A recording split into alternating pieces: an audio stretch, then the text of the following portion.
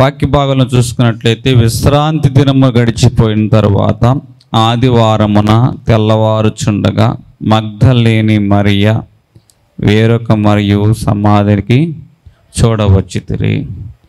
ఇక్కడ ఒక సహోదరి కనపడుచు ఉన్నది. ఈ సహోదరిని గురించి ప్రత్యేకంగా రాశారు, మగ్దలేని మరియ.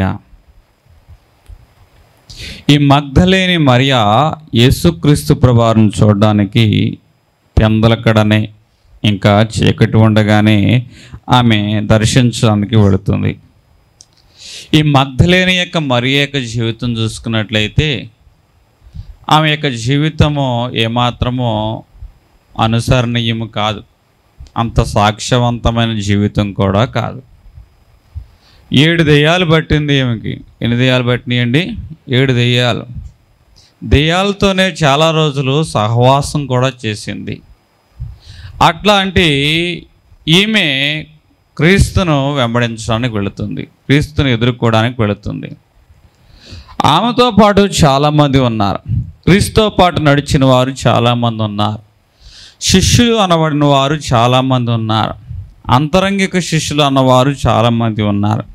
కానీ వారందరికంటే ముందుగా ఈమె యేసును ఎదుర్కోవడానికి వెళుతుంది. అమ్మా, ఏమిటి వారికి ఎవ్వరికి లేని బాధ నీకేమిటి? వారందరూ కూడా ఎవరికి వారు సిద్ధపాటు లేరు కదా, నువ్వు ఇంకా ఎందుకు అంత తొందరగా సిద్ధపాటు వెళుతున్నావు అని ఆమెను అడిగితే ఆమె అంటుంది, ఎవరు కూడా నా జీవితంలో చేయని సహాయము క్రీస్తు చేశాడు. ఒకానొక సమయంలో నేను దెయ్యముల చేత బాధించబడుచున్నప్పుడు నా పక్షంగా నిలిచిన వారు ఎవరూ లేరు. నేను బాధిస్తూ ఉన్నాను. నా తల్లిదండ్రులు నా పక్షంగా నిలవాల, నా బంధుమిత్రులు నా పక్షంగా నిలవాల, నా అన్నవారు ఎవరు నా పక్షంగా నిలవాల. గాలికి తెగిపోయిన ఆ యొక్క గాలిపటంలాగా నేను ఆ ప్రాంతంలో నివాసం చేస్తుంటే నా మీద దృష్టి నిలిపి జాలిపడిన వాడు ఒక్కడునూ లేడు. ఆ సమయంలో ఈ నజరేయుడైన యేసు నన్ను చూశాడు, నా పరిస్థితిని గమనించాడు.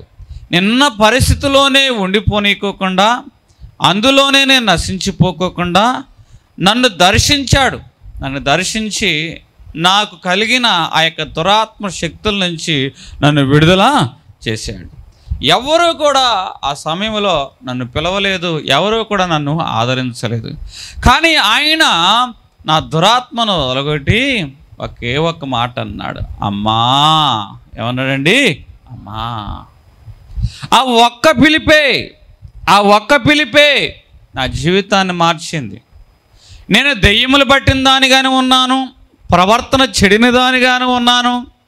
కానీ క్రీస్తు పలికిన ఒక్క పిలిపే, అమ్మా అన్న ఆ ఒక్క పిలిపే నా హృదయంలో, ఇంకా నా గుండెల్లో అది మెదులుచూ ఉంది. నా గుండెల్లో అది శ్వాసగానే ఉండిపోయింది. కాబట్టి ఎవరు నాతో వచ్చినా రాకపోయినా, ఎవరు సహకరించకపోయినా, చట్టము నాకు ఎంత వ్యతిరేకంగా ఉన్నా ఆయన నేను ఎదుర్కోవాలి. నా గుండెల్లో ఉన్న మంట ఆ విధంగా ఉంది. ఆయన నేను చూడవలసిందే. పరిస్థితులు ఎంత అననుకూలంగా ఉన్నా సరే నేను ఆయన ఎదుర్కోవలసిందే.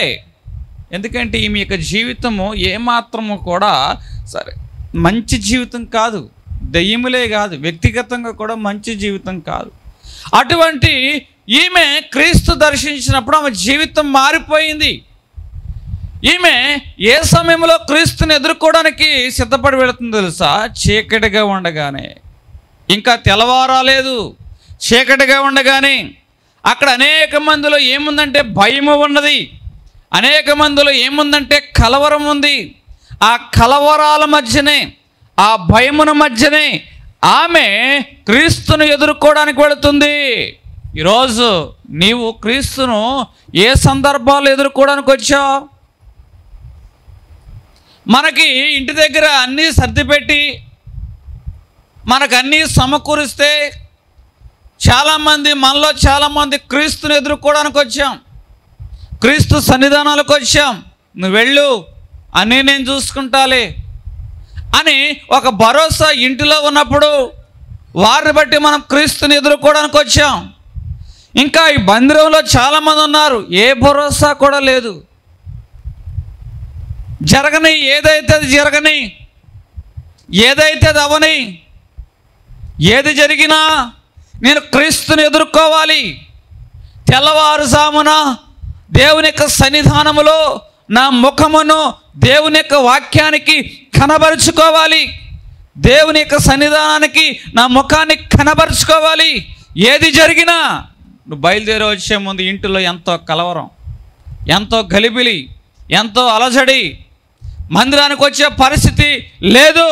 అయినా సరే ఏదైతే అది జరగని నేను క్రీస్తుని ఎదుర్కోవాలి అని అనేక మంది సహోదరీమణులు ఈ మందిరానికి వచ్చిన వారుగా ఉన్నారు. హల్లెలూయా, హల్లెలూయా. ఈరోజు ఇటువంటి కలవరాల మధ్యనే ఈమె బయలుదేరింది, ఇటువంటి భయాల మధ్యనే ఈమె బయలుదేరింది. ఈరోజు నీ కలవరం ఏమైందో, నీ భయం ఏమైందో, ఆ భయాల మధ్యన క్రీస్తుని ఎదుర్కోవడానికి ఈ స్త్రీలాగా నువ్వు వచ్చావేమో, దేవుడు నీ పక్షంగా ఉంటాడు. ఈరోజు అనేక మంది భయములు అనేవి, కలవరాలు అనేవి మన మీద ఏలుబడి చేస్తుంది. భయపడటం వలన ఉరి మన మీదకి వచ్చును. భయపడటం వలన ఏ వస్తుందట? ఉరి మన మీదకి వస్తుంది. కాబట్టి భయం అనేది లేకుండా మనం ముందుకు వెళితేనే ఏదైనా సాధించగలుగుతాం. భయపడితే మనము చేయవలసింది చేయపోగా మన యొక్క మార్గంలో మన యొక్క యాత్రను ఆగిపోయేలాగా ఉంటుంది. భయం గురించి చెప్పి నేను ముందుకు వెళతాను. ఇట్లాగే ఒక వ్యక్తి ఒకరోజు చనిపోయాడు.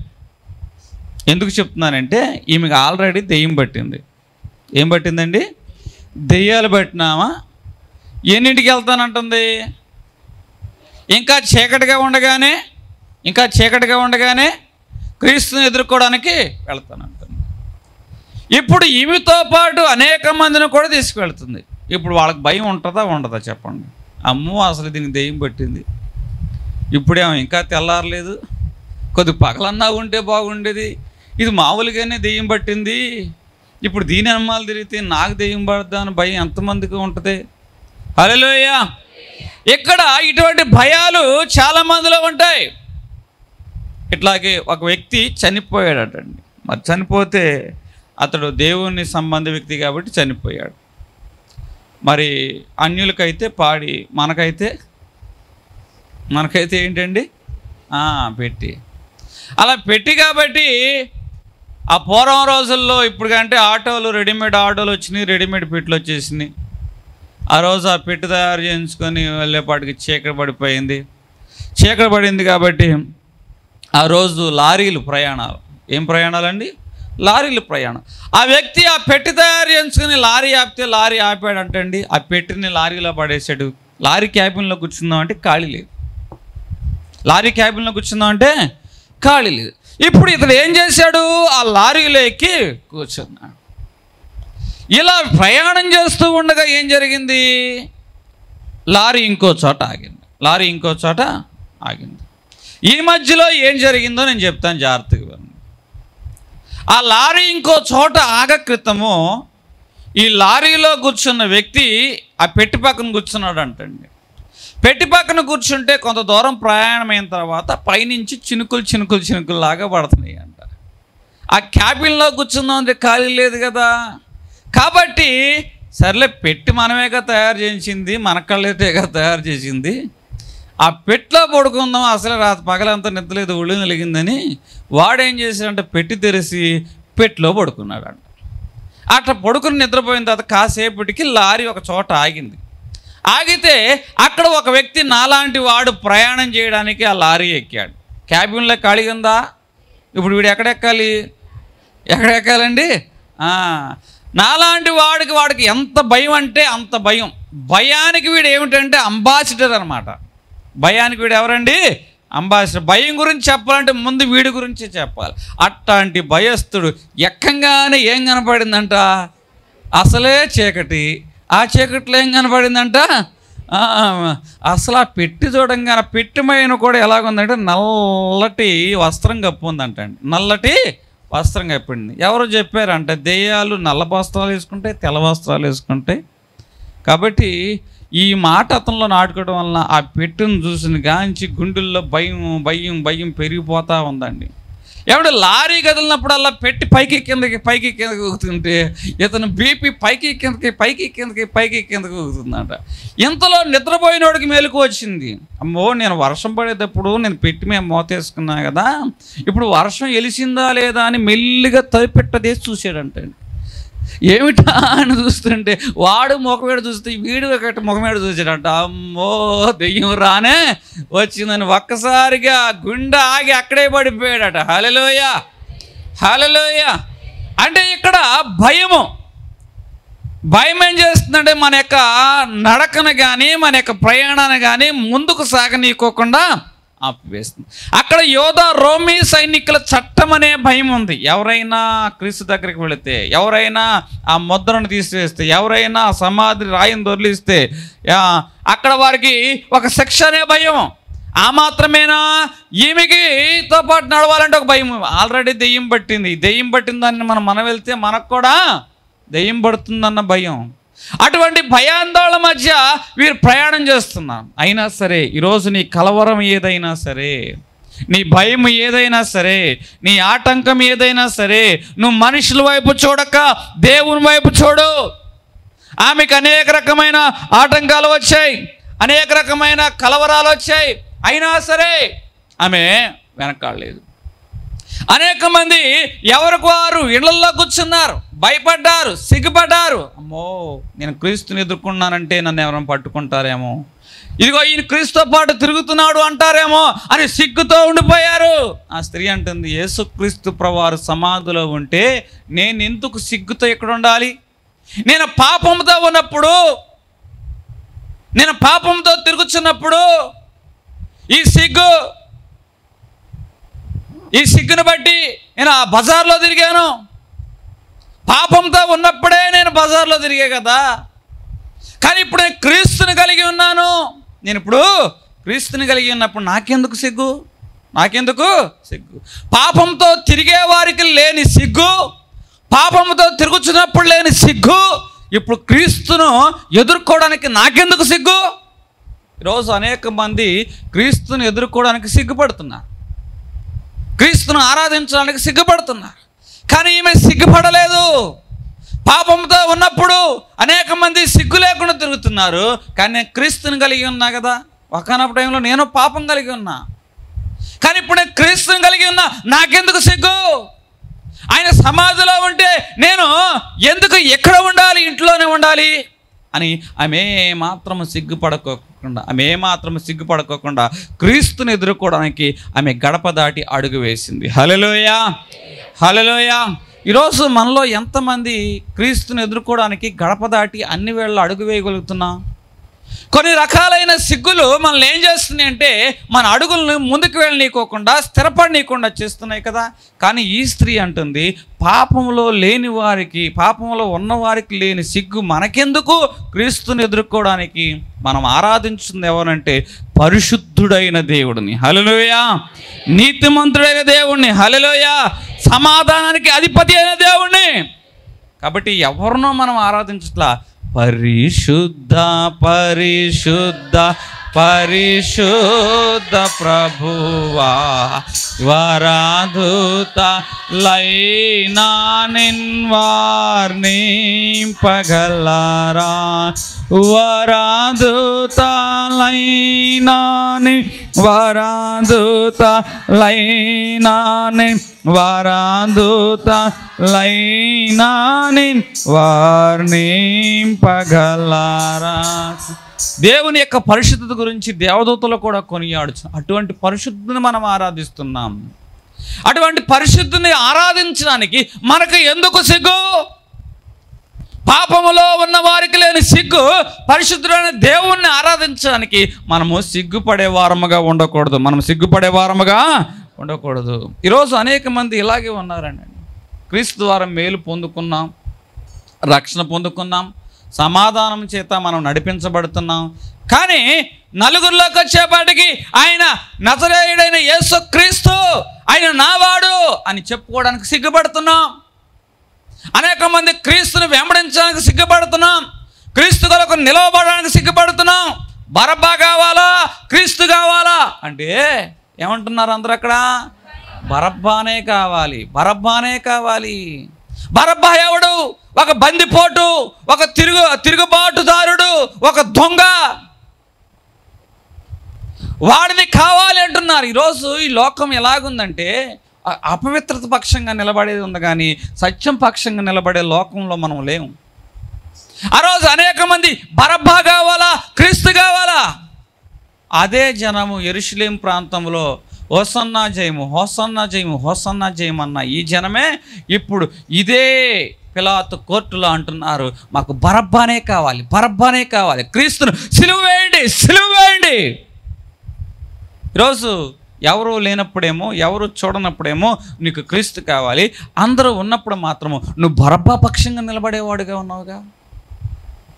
నీ పరిస్థితులు బాగోవాలన్నప్పుడేమో క్రీస్తు పక్షంగా, పరిస్థితులు అన్నీ కొద్దిగా కుదుటపడిన తర్వాత ఏమో నువ్వు బరబ్బానే కావాలంటున్నావు కదా. ఎటువంటి మనస్తత్వం మనం కలిగి ఉన్నాం సహోదరి సహోదరుడా? ఏమైతే నా పరిస్థితి కానప్పుడు దెయ్యములు, నా పరిస్థితి పాపంతో ఉంది, కానీ ఈరోజు నాకు బరబ్బా అవసరం లేదు, నజరేయుడైన యేసే కావాలి, ఆయన పక్షంగా నిలబడతాను, ఏదైతే అది జరగని.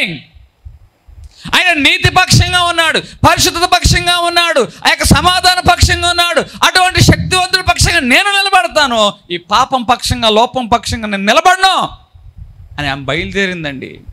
రోజు మనలో ఎంతమంది మేలు కొరకు క్రీస్తును వెంబడించి మేలు పొందిన తర్వాత బరబ్బా వంటి లోకాన్ని కోరుకుంటున్నాం? మేలు పొందిన తర్వాత లోకాన్ని కోరుకోవడం మాత్రమే కాదు, క్రీస్తును సిలువకు అప్పచెప్పండి అంటున్నాం. ఈరోజు మనము ఆ జనాంగంలో కాదు, ఈ సహోదరి పొందుకున్న మేలును బట్టి కృతజ్ఞత కలిగి, అమ్మా నీవే ఎందుకు అయ్యా, ఆయన నా జీవితంలో చేసిన మేలును చూసావా, ఆ మేలునే కృతజ్ఞతల చేత నా హృదయం నింపబడింది, కృతజ్ఞత చేత నా హృదయం నింపబడింది కాబట్టి నేను మౌనంగా ఉండలేకపోతున్నాను, నా ఇంట్లో నేను ఉండలేకపోతున్నాను. ఎందుకంటే ఆయన నా జీవితంలో చేసిన మేలు అటువంటిది. నాకున్న కృతజ్ఞత ఒక ప్రవాహంలాగా ప్రవహిస్తుంది, నేను ఉండలేను. అంత మాత్రమే ఈమెతో పాటు ఇంకా ఎవరినంటండి? 3 స్త్రీలను. ఈమెతో పాటు ఎవరిని తీసుకెళ్తుందంట? 3 స్త్రీలను తీసుకువెళ్తుంది. ఈరోజు నీవు మందిరానికి వచ్చినప్పుడు నీతో పాటు ఎంతమందిని తీసుకురాగలుగుతున్నావు? నా పని నేను చూసుకుంటాను, నీ పని నువ్వు చూసుకో అని ఎంతమంది అంటలా? నీ పని నీదే, నా పని నాదే అని ఎంతమంది అంటలా? ఆమె అంటుంది, నా పని నాది కాదు, నా పని కూడా నీ పనే, నీ పని కూడా నా పనే అని ఆమెతో పాటు ఇంకా 3 ఆ యొక్క దేవుని దగ్గరికి తీసుకువెళుతుంది. హల్లెలూయా, హల్లెలూయా. కాబట్టి ఈరోజు నువ్వు ఒక్కదానివే రక్షించబడ్డావు, నువ్వు ఒక్కదానివే మందిరానికి రావడానికి వీలు లేదు. ఆ నజరేయుడైన యేసుక్రీస్తు ప్రభువారిని, ఆ పునరుద్ధారుడైన క్రీస్తును నువ్వు చూపించాలి అనేక మందికి. ఆమెతో పాటు అనేక మందిని, ఇంకా 3 స్త్రీలను ఆమె క్రీస్తుని ఎదుర్కోవడానికి వెళుతుంది. ఈరోజు నీవు నేను కూడా ఈ కృతజ్ఞత భావం ఉన్నట్లయితే రక్షించబడిన మనం అంటాం, ఒంటరిగా ఉండలేమంటండి, అనేక మందిని రక్షించబడే అనుభవంలోకి నడిపిస్తాం. ఈ సహోదరి ఈ మొదటి జీవితం, సాక్షితం మంచిది కాదు, ప్రవర్తన మంచిది కాదు, కానీ ఇప్పుడు ఈమె పిలుస్తుంటే ఈమెతో పాటు ఏకీభవించడానికి ఇంకా 3 వస్తున్నారంటండి. ఎవరిని ఎదుర్కోవడానికి? క్రీస్తుని ఎదుర్కోవడం. అనేక మంది సిగ్గుతో ఉండిపోయారు, అనేక మంది భయంతో ఉండిపోయారు, అనేక మంది కలవరతో ఉండిపోయారు. కానీ ఈమె క్రీస్తుని వెంబడించడానికి వాటన్నిటిని ప్రక్కన పెట్టి ధైర్యంగా ముందుకు వెళుతుంది, ధైర్యంగా ముందుకు వెళుతుంది. ఈరోజు ఎవరైతే ధైర్యంతో అడుగు ముందుకు వేస్తారో వారే దేవుని యొక్క సన్నిధి చూడగలుగుతారు. హల్లెలూయా, హల్లెలూయా. ఈరోజు కొంతమంది అడుగులు వేస్తూ ఉంటారు, కానీ ఆ అడుగులు వేరు, బ్రతికున్నప్పుడు వేసే అడుగులు వేరు, తర్వాత చేసే అడుగులు వేరు. ఒక ఆమె ఒక ప్రాంతంలో నివాసం చేస్తుందంట, ఒక సంఘంలో. ఆ అమ్మాయి ఎంత ఎత్తు ఉంటుందంటే గొలియాత్ అంత ఎత్తు ఉంటుందంట. ఎంత ఎత్తు ఉంటుందంటండి? గొలియాత్ ఎంత ఎత్తు ఉంటాడు చెప్పండి అమ్మా? ఆమె గొలియాత్ అంత ఎత్తు ఉంటుందంటండి. ఎప్పుడు చూసినా సరే వాళ్ళ ఆయన్ని చీతురుగా పెట్టి చెత్త కొడతా ఉంటుందంట. ఏ కట్టండి? చీపిరి గడబెట్టి చెత్త కొడుతూ ఉండేదంటండి. ఇక ఆయన తట్టుకోలేక మరి కాలం అయిపోయిందో ఏమైందో కానీ ఆయన కూడా టపా కొట్టాడంట. అయితే జరిగిన విషయం ఏమిటి? అక్కడ ఆమె ఒక దీపాన్ని వెలిగించుకొని సుగంధ ద్రవ్యాలు పట్టుకొని సుగంధ ద్రవ్యాలు పట్టుకొని వెళుతుందంట. ఆ దైవజనుడు చూసి, అమ్మాయి ఎక్కడికి వెళ్తున్నావమ్మా, అమ్మాయి ఎక్కడికి వెళ్తున్నావంటే, అయ్యగారు సమాధుల పంట అయ్యగారు, అందుకే మా ఆయన దగ్గరికి మా ఆయన సమాధి దగ్గరికి వెళ్తాం. దేనికి వెళ్తున్నామమ్మా అంటే, మా ఆయన ఆత్మకు శాంతి కలగాలి అయ్యగారు, ఆత్మకి శాంతి కలగాలి. ఏమ్మా ఉన్న రోజులేమో చికెన్ ఫ్రై చేసుకుని తిన్నా, కాల్చుకొని తిన్నా, ఇప్పుడు చచ్చిపోయిన తర్వాత ఏం కలగాలంటే అండి, ఈ దీపం ఎందుకమ్మా? సమాధి దగ్గరికి వెళ్తున్నాను. ఎందుకమ్మా? మా ఆయన ఆత్మకు శాంతి కలగాలి. ఈరోజు అనేక మంది ఉన్నారండి, బ్రతికి ఉన్నప్పుడు ఆహారం పెట్టరు, చనిపోయిన మాత్రం ఆత్మకి ఏం కావాలంట? శాంతి కావాలి. అది భర్త అయినా, భార్య అయినా, కొడుకైనా, కూతురైనా, ఎవరైనా కానీ ఇక్కడ ఈ సహోదరి ఉన్నది, బ్రతికి ఉన్నప్పుడు ఏ కృతజ్ఞత భావం కలిగి ఉందో, చనిపోయిన తర్వాత కూడా అంతకు మించి కృతజ్ఞతాస్తుతులు హృదయం నుండి ప్రవాహంలాగా పొర్లుచు ఆమె సుగంధ ద్రవ్యాలతో, ఏ ద్రవ్యాలతో అంటండి? సుగంధ ద్రవ్యాలతో క్రీస్తును ఎదుర్కొంటుంది. ఈరోజు నిజంగా నువ్వు క్రీస్తును ఎలాగ ఎదుర్కొంటున్నావు? పరిమళ వాసనతోనైనా నువ్వు క్రీస్తుని ఎదుర్కొనేది? మంచి ప్రవర్తన అనే పరిమళ వాసన, మంచి సాక్ష్య జీవితం అనే పరిమళ వాసన ఇది కలిగి నువ్వు క్రీస్తుని ఎదుర్కోవాలి. సుగంధ ద్రవ్యాలు అంటే సువాసన ఇచ్చేవి. మన క్రియలు, మన ప్రవర్తన, మన యొక్క ఆలోచన, మన యొక్క నడక అవి ఎలాగ ఉండాలంటే సుగంధ ద్రవ్యాలు పోలేదిగా ఉండాలి. ఇక్కడ ఈ స్త్రీలు సుగంధ ద్రవ్యాలను కలిగి, ఏటిని కలిగి అంటండి? సుగంధ ద్రవ్యాలను కలిగి క్రీస్తుని ఎదుర్కొంటున్నారు. ఈరోజు మనం క్రీస్తుని ఎలాగ ఎదుర్కోవాలంటే, అందరూ వెళుతున్నారు కదా మనం వెళుతున్నాం అని కాదంటండి. వారు సుగంధ ద్రవ్యాలంటే మంచి సాక్ష్య జీవితం వారు కలిగిన వారుగా ఉన్నారు. హల్లెలూయా! మంచి జ్ఞానము కలిగిన వారుగా ఉన్నారు వారు. ఆ జ్ఞానము, ఆ ప్రవర్తన అనే సాక్ష్య జీవితం వారు కలిగిన వారుగా ఉన్నారు. ఎట్లా పడితే అట్లా పెట్టలేదంటండి. నేను క్రీస్తుని ఎదుర్కోవాలని ఆరాటపట్ల, ఎదుర్కోవడానికి ఏది కలిగి ఉండాలి అంటే ఆయన సమాధిలోంచి తిరిగి లేస్తారు. కాబట్టి సుగంధ ద్రవ్యాలు ఏం చేయాలంటండి? సుగంధ ద్రవ్యముల చేత ఆయన అలంకరించాలి అని ఆయన వెళుతున్నారు. ఈరోజు క్రీస్తును నీ సాక్ష్యం అనే సుగంధ ద్రవ్యంతో క్రీస్తును అలంకరించాలి. హల్లెలూయా! నీ ప్రవర్తన సుగంధ ద్రవ్యం చేత క్రీస్తును అలంకరించాలి. వారు ఆ సుగంధ ద్రవ్యాలు పెట్టుకుని వెళుతున్నప్పటికీ ఏం జరిగిందంటండి, అక్కడ ఎవ్వరూ లేరు. ఇప్పుడు ఈ సహోదరి ఎంతో దుఃఖంతో నిండిపోయింది. అయ్యో, నా ప్రభువుని ఎవరో ఎత్తుకెళ్ళిపోయారే అని దుఃఖంతో నిండిపోయింది. అటువంటి దుఃఖ సమయంలో ఆ దూత అంటుంది, ఇక్కడ లేడు అంటుంది. కానీ ఆమెను ఓదార్చేవారు ఎవరో కనపట్ల. నిజంగా మంచి సాక్ష్య జీవితము, మంచి ప్రవర్తన అనే సుగంధ ద్రవ్యముతో కృతకృతాస్తుతులు నీ హృదయంలోంచి పొర్లి పారుతూ నువ్వు క్రీస్తుని ఎదుర్కొన్నట్లయితే, ఏ క్రీస్తు లీడర్ను నువ్వు బాధపడుచున్నావో దూత చెప్పింది, ఆయన లేడు, గలిలయకు వెళ్ళాడు. ఆయన లేడు, ఎక్కడికి వెళ్ళిపోయాడు? గలిలయకు వెళ్ళాడు.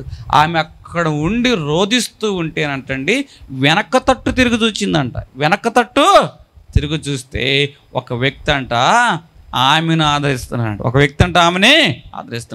అయ్యా, మా క్రీస్తుని ఎవరో ఎత్తుకొని పోయారు. ఓ తోటమాలి, మా క్రీస్తుని ఎవరో ఎత్తుకొని పోయారు. అయితే ఆయన మొట్టమొదటి మాట ఏమన్నాడు తెలుసా? అమ్మా. ఏమన్నాడండి? అమ్మా.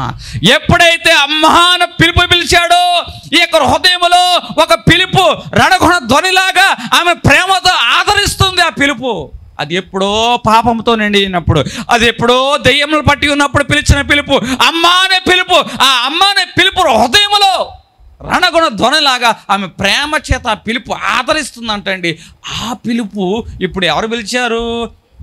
ఎప్పుడైతే ఈయన ఈ పిలుపు పిలిచాడో, ఈయన తోటమాలి కాదు, రబ్బుని. ఏమంటుందంటండి?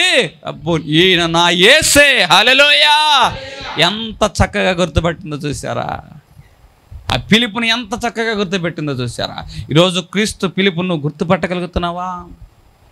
క్రీస్తు వాక్కును గుర్తుపట్టగలుగుతున్నావా? క్రీస్తు యొక్క సత్యాన్ని గుర్తుపట్టగలుగుతున్నావా?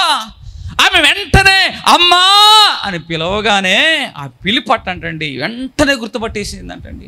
ఈ పిలుపు అమ్మా అని పిలిచావ ప్రభువా, ఇది ఎవ్వరు పిలువని పిలుపు, ఇది ఎన్నడు పిలుపు, అమ్మా అని పిలిచావ ప్రభువా. హల్లెలూయా. ఆ పిలుపే ఆమెలో ఉన్న దుఃఖాన్ని ఓదార్చిందంటండి. ఆ పిలిపే ఆమెలో ఉన్న నిరాశను వేదను తీర్చివేసిందటండి. ఈరోజు ఆయన పిలుస్తున్న పిలిపే ప్రతి ఒక్కరి యొక్క హృదయ వేదను తీర్చునుగాక, ప్రతి కన్నీటిని తీర్చునుగాక. హల్లెలూయా. ఒకే ఒక పిలుపు అండి. ఆ పిలుపు ఆమెను ఎంతగా ఓదార్చిందంటే అంతగా ఓదార్చింది. ఈరోజు ఏ దుఃఖంతో నిండి ఉన్నావో, ఎవరు చెప్పినా నీ దుఃఖం తీరడం లేదేమో, అయితే క్రీస్తు యొక్క వాక్కు నీ యొక్క హృదయానికి తాకునుగాక, ఆ వాక్కు నిన్ను ఆదరించునుగాక, బలపరచునుగాక, లేవనెత్తునుగాక, నడిపించునుగాక. హల్లెలూయా. ఎంత చక్కని మాట, ఎంత చక్కని మాట. నిజముగా మనము క్రీస్తును చూడాలి అని నువ్వు వెళితే ఆయన తనని వెతుకు వారికి ఎలాగుంటాడు తెలుసా? సమీపంగా ఉంటాడు. తన వెతుకు వారికి ఎలాగుంటాడు? సమీపంగా ఉంటాడు. వెతుకుతున్నావో ఆయన నిన్ను వచ్చి ఓదార్చునుగాక, హల్లెలూయా, బలపరచునుగాక. అయితే ఇప్పుడు ఏం జరిగిందో చూడండి. ఈ స్త్రీలు ఇంతవరకు ఈ స్త్రీ యొక్క విధానం గురించి మనం మాట్లాడుకున్నాం.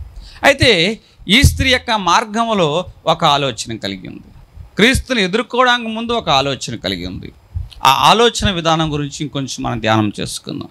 ఆమె సుగంధ ద్రవ్యాలను తనతో పాటు మరి ఒక 3 స్త్రీలను ఆదివారం పెందల కడనే ఆ యొక్క కలవరమును భయములను విడిచిపెట్టి ఏది జరిగినా క్రీస్తుని ఎదుర్కోవాలని ముందుకు వెళుతుంది. కానీ మనుషుల కలవరం అయితే ఈమెను వెంటాడుతున్న ఎంతవరకు ఈమెని అణిచివేస్తుంది నాకు తెలియదు. కానీ ఒక కలవరం అయితే ఆమెలో ఉంది. ఏమిటా కలవరం తెలుసా?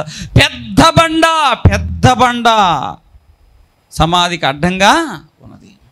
ఈ పెద్ద బండ దాదాపు 2 టన్నుల బరువు ఉంటుంది. అంత బండను మరి ఎవరు తొలగించాలి? మనం వెళ్ళేపాటికి ఆ బండను ఎవరు తొలగిస్తారు? అక్కడ సైనికులు ఉంటారే. మన క్రీస్తును, పునరుద్ధరణ క్రీస్తుని ఎలాగ ఎదుర్కోగలుగుతాం? పునరుద్ధరణ క్రీస్తును ఎలాగూ ఎదుర్కోగలుగుతాం అన్న ఆందోళన ఒక పక్క ఉందండి. అన్న ఆందోళన ఒక పక్క ఉంది. అయితే ఏం జరిగింది? ఈ యొక్క 28వ అధ్యాయం 2వ వచనం, ఇదిగో ప్రభుదూత పరలోకము నుండి దిగి వచ్చి రాయి పొర్లించి దాని మీద కూర్చుండు. ప్రభుదూత పరలోకము నుండి దిగి వచ్చి ఏం చేసిందంట? రాయి దొర్లించి దాని మీద కూర్చుంది. అందరూ అంటున్నారు ఈయన సమాధిలో వేశాం, 3వ రోజు కూడా రక్కోకుండా ఒక పెద్ద బండ ముద్ర ఆ యొక్క వేషం సంఖ్యలు బిగించాం, సైనికులను పెట్టాం. ఇక అయిపోయింది ఈయన కథ, అయిపోయింది, ముగిసిపోయింది ఈయన కథ, ముగిసిపోయింది ఈయన కథ. ఈరోజు అనేక మంది అనుకుంటున్నారు నీ జీవితాన్ని కూడా చూసి ముగిసిపోయింది నీ కథ. ఏమంటున్నారండి?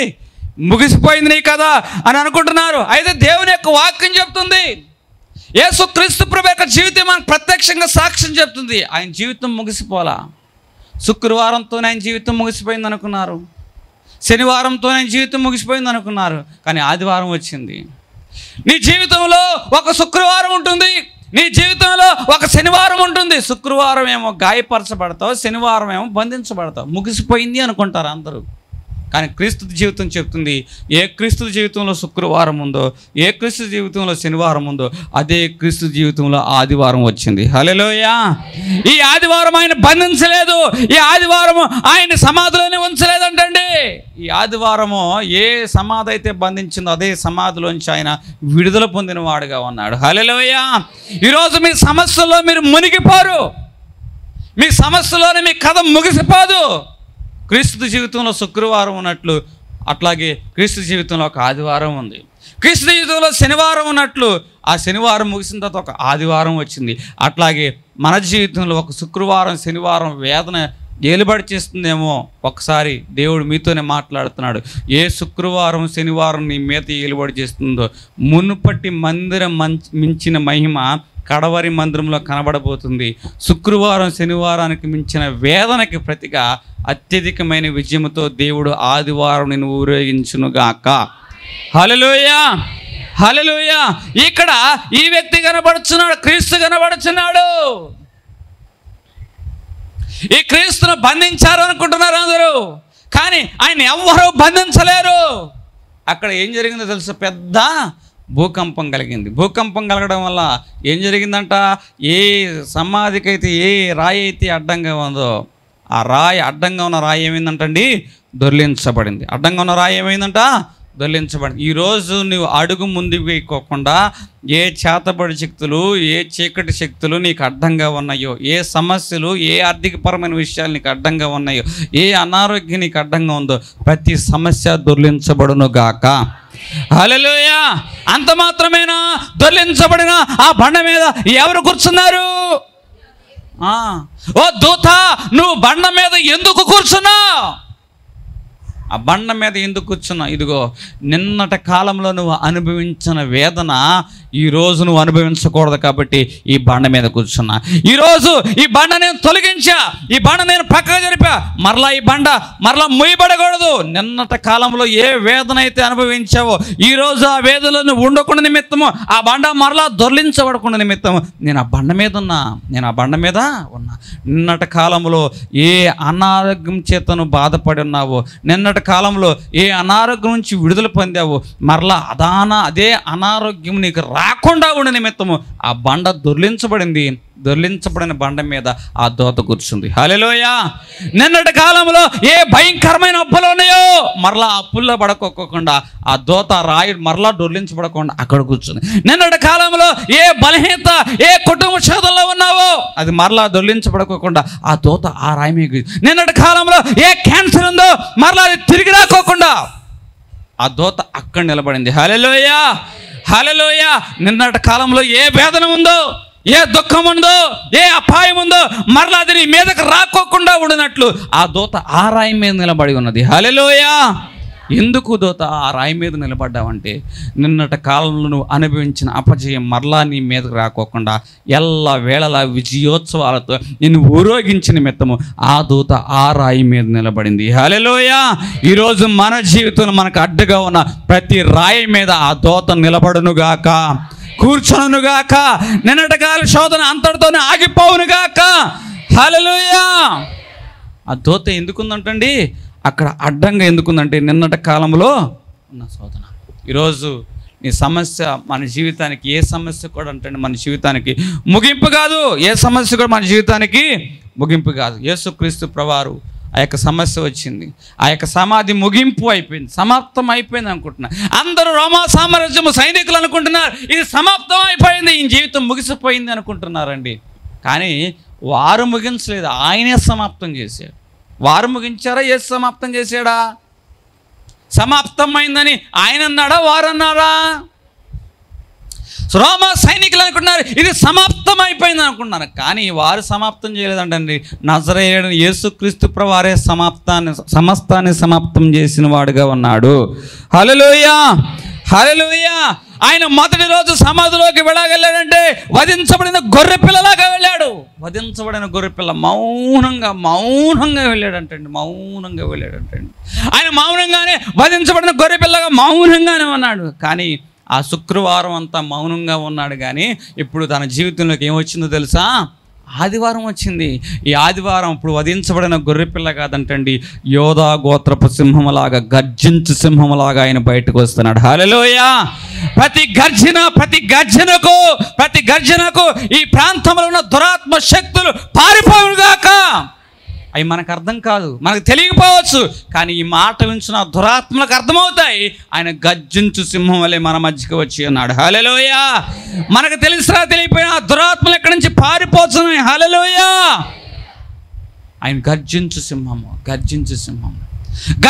సింహంలాగా ఆయన బయటకు వచ్చేసాడు. ఈరోజు మీతో చెప్తున్న మాట, మన సమస్యలోనే ఆగిపోం. మన ముగింపంట ఆయనకు ప్రారంభము. మన ముగింపు ఆయనకి ప్రారంభము. ఈరోజు నువ్వు ఏ సమస్యలో ముగించావనుకుంటున్నావో దేవుడు అక్కడి నుంచే నీ జీవితంలో నూతన విషయాలు ప్రారంభించునుగాక. హల్లెలూయా. ఎందుకో తెలుసా? ఒక కుమారుడు యాయీరు కుమార్తె చనిపోయింది. చనిపోతే అందరూ అంటున్నారు క్రీస్తుని తీసుకొస్తే బతుకుతుంది. కానీ వచ్చే లోపల ఆమె ఏమైపోయింది? చనిపోయింది. బయట ఉన్నవారందరూ అంటున్నారు అయ్యో ముందు వచ్చినా బాగుండేది, ఇప్పుడు వచ్చాడు, ఉపయోగం లేకుండా పోయింది. ఈమె ముగించబడింది, ఈమె జీవితం ముగించబడింది. అందరూ అంటున్న మాట ఈమె జీవితము ముగించబడింది. ఎక్కడ మన జీవితము లోకం ముగించబడింది అనుకుంటున్నారో అక్కడే నీ జీవితంలో నూతన కార్యం చేయడానికి దేవుడు అక్కడ అడుగు పెడతాడు. హల్లెలూయా. ఏ యాయీరు జీవితం అయితే, కుమార్తె జీవితం అయితే ముగించబడింది అంటున్నారో అక్కడ క్రీస్తు ఏం చేశాడంటండి? అడుగు పెట్టాడు. ఏం పెట్టాడు? అడుగు పెట్టాడు. ఈరోజు నీ ముగింపులో క్రీస్తు తన పాదమును అడుగును పెట్టునుగాక. ఎప్పుడైతే ఆ ఇంటిలో అడుగు పెట్టాడో ఆ చిన్నదాన్ని చేపట్టుకుని లేగు, చిన్నదా లేగు అని చేయబట్టుకుని లేస్తేనంటండి అక్కడ మరణము ఏముంటుందంటే నీ జీవితం ముగించబడింది అంటుంది. క్రీస్తు యొక్క మాట ఏం చేసిందంటే ఓ మరణమా నీకు ముగింపు, ఓ జీవమా నీకు ప్రారంభం అని ఆమెను లేపాడు. హల్లెలూయా. హల్లెలూయా. అక్కడ మరణము ముగించబడింది అనుకుంది, కానీ నూతన జీవము ఆమె కుమార్తెలో, అతని కుమార్తెలోని నూతన జీవము ప్రారంభమైంది. ఏ మరణకరమైన, ఏ మృతతుల్యమైన పరిస్థితులు ఉన్నాయో అబ్రహాము ఆ యొక్క శారా కనబడుతున్నారు. వారి యొక్క జీవితంలో ఒక వాగ్దానం ఉంది, కానీ వారి యొక్క వయసు చూస్తే 100 ఏండ్ల వయసు, మృతతుల్యమైన గర్భము. ఇది సాధ్యం కాదు. ఇక ముగించబడిన గర్భము, ఫలితము లేని గర్భం ఇది. కానీ క్రీస్తు యొక్క వాగ్దానము, క్రీస్తు యొక్క వాగ్దాన ఫలము ఆ గర్భంలో పడిందంటండి. ఏ గర్భం అయితే ఇక ఫలించదో, ఇక ముగిసిన చరిత్ర అంటున్నారు, అదే గర్భంలోంచి కొత్త చరిత్రను దేవుడు తీసుకొచ్చాడు ఇస్సాకు రూపంలో. హల్లెలూయా. ఆ చరిత్రలోంచి వచ్చిన ఇస్సాకుకి దేవుడిగా పిలవడానికి దేవుడు ఇష్టపడ్డాడంటండి. ఆ చరిత్రలోంచిన ఇస్సాకుకి నేను దేవుణ్ణి అని పిలవడానికి ఇష్టపడ్డాడంటండి. ఆ ఇస్సాకులోంచి వచ్చిన యాకోబుకి నుంచి ఒక ఇశ్రాయేలు జనాంగాన్ని దేవుడు ఏర్పాటు చేసుకున్నాడు. ఆ యాకోబుకి నేను దేవుడిని పిలవడానికి ఇష్టపడిన వాడుగా ఉన్నాడు. ఏది ముగింపు అనుకుంటున్నామో అక్కడ దేవుడు ఏం చేస్తాడంటండి? ప్రారంభం తీసుకొస్తాడు. అట్లాగే ఒక ప్రాంతంలో ఒక సహోదరుడు చనిపోయి పాడి కట్టుకొని తీసుకొస్తున్నాడు. ఒక జనాంగం ఏం చేస్తుందంటే ఒక మరణపు ఊరేగింపు ఆ గ్రామంలోకి వస్తుంది. అటు నుంచి ఒక జనాంగం వస్తుంది. అది ఏ ఊరేగింపు అంటే క్రీస్తుకు కలిగిన జీవపు ఊరేగింపు. ఒకవైపు నుంచేమో మరణపు ఊరేగింపు, ఒక పాడి మీద కుర్రవాడిని పట్టుకొని మరణపు ఊరేగింపు తీసుకొస్తున్నారు. అదే గ్రామానికి ఒక క్రీస్తు వస్తున్నాడు, జీవపు ఊరేగింపుగా వస్తున్నాడు. అందరూ అనుకుంటున్నారు ఇతని జీవితం అయిపోయింది నాయీను అనే ఊర్లో. కానీ జరిగిన విషయం ఏంటంటే ఆ పాడి మీద ఉన్న క్రీస్తు, ఆ యొక్క వ్యక్తిని క్రీస్తు ముట్టాడు. ఎప్పుడైతే ముట్టాడో ఈయనలోని జీవం అంట ఆ మరణాన్ని నిరర్ధకం చేసిందట. హల్లెలూయా. ఆయన మరణాన్ని ఆడు ఆ పాడి మంచి నిలిచి అంట క్రీస్తుని వెంబడించిన వాడుగా ఉన్నాడంట. ఇప్పుడు అందరూ కలిసి సమాధుల వైపు ఊరేగింపు కాదంటండి, అందరూ కలిసి ఏ ఊళ్ళో నుంచి సమాధులకు వచ్చారో అదే ఊళ్ళోకి విజయగర్వంతో ఊరేగించబడుచు ఇంటికి వెళుతున్నారట. హల్లెలూయా. హల్లెలూయా. ఈరోజు నీ కుటుంబ సభ్యుల మధ్య, నీ రక్త సంబంధికుల మధ్య, నీ జనాంగం మధ్య ఏ అవమానం అనే ఊరేగింపు చేత నిన్ను బయటకు తీసుకెళ్తుందో నాకు తెలియదు. అదే జనాంగము విజయోత్సవాల చేత అదే కుటుంబాలకు దేవుణ్ణి నడిపించునుగాక. హల్లెలూయా. హల్లెలూయా. ఇక్కడ మరి ఒక వ్యక్తి కనబడుచున్న లాజరు అనే వ్యక్తి. ఈ వ్యక్తి కూడా చనిపోయాడు, కానీ ఇతనైతే ముట్టల లాజరు రా అనగానే ప్రేత వస్త్రాలు చుట్టబడి మృతతుల్యమైన లాజరు జీవం కలిగి బయటకు వచ్చాడు. లాజరు యొక్క జీవితం అయిపోయింది, ముగించబడింది అనుకుంటున్నారండి. ఎక్కడ ముగించబడింది అని అనుకుంటుందో లోకము, అక్కడే దేవుడు తన నూతనమైన కార్యాన్ని ప్రారంభించబడును గాక. హల్లెలూయా. క్రీస్తు యొక్క జీవితం కూడా సమాధిలోనే ముగించబడింది. ఈ మరణము ఆయన జీవితాన్ని ముగించింది. ఆయన ఎలాగెళ్ళాడు తెలుసా? ఒక వధించబడిన గొర్రె పిల్లలాగా మౌనంగా వెళ్ళాడు. ఆయన మౌనంగా వెళ్ళటం వల్ల అందరూ అనుకున్నారు ఇది ముగించబడిన జీవితం. కానీ ఈ ఆదివారం క్రీస్తు జీవితంలోకి వచ్చేసింది. ఎప్పుడైతే ఆదివారం క్రీస్తు జీవితంలోకి వచ్చిందో లేఖనముల ప్రకారము ఆయన లేఖనాలను నెరవేర్చడానికి ఆదివారం నాడు ముగింపు అనుకుంటున్నా. ఆ రోజే ఏం చేసి తెలుసా, యోధా గోత్రపు సింహంలాగా, గర్జించు సింహంలాగా, మరణమా నీ ముళ్ళు ఎక్కడ, మరణమా నీ విజయం ఎక్కడ, మరణమా నీ విజయం ఎక్కడ. యూదా గోత్ర సింహం తిరిగి లేచెను, తిరిగి లేచెను, మృతిని గెలిచి లేచెను. యూదా గోత్ర